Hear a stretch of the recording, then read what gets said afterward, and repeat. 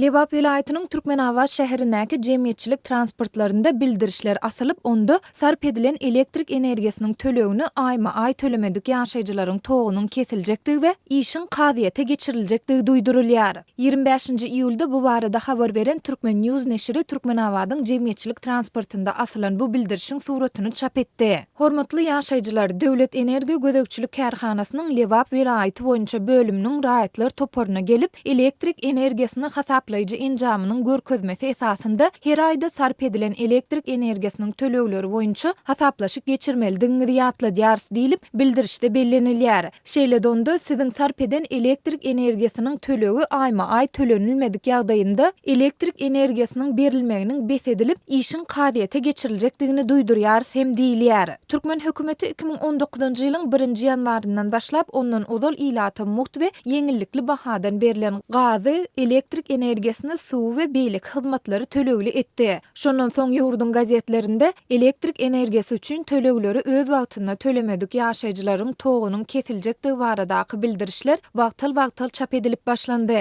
Munyň bilen bir wagtda Türkmenistanyň edara kärhanalarynyň işgärlerinden gaz, suw ýa-da elektrik togu üçin tölegleri öz wagtynda төлendikleri barada resmi namalar we kwitansiýalar hem talap edilip başlandy. Iň soňky gedek şu ýylyň 17-nji iýulynda Adatlyk radiosynyň Mary vilayatyna habarçysy döwlet edara kärhanalarynyň işgärleriniň öz öýlerinde gaz, tok we suw üçin tölegleri tölendigi hakynda kwitansiýalary getirmäge borçly edilendigini habar berdi. Habarçynyň sözlerine görä edara kärhanalaryň ýolbaşçylary munyň prokuratura tapşyrmak üçin gerekdigini ma'lum edipdirler. Döwlet edara kärhanalarynyň işgärlerinden öý hojalyk hyzmatlary üçin bergisiniň ýokdugyny tasdiklamagyň talap edilýändigini vilayat prokuraturasy Naky Çeşme Adatlyk radiosynyň habarçysyna beren maglumatynda tasdiklady. Ol muny töleg etmeýänlere garşy göreş bilen düşündirdi we olaryň barha köpelýändigini belledi.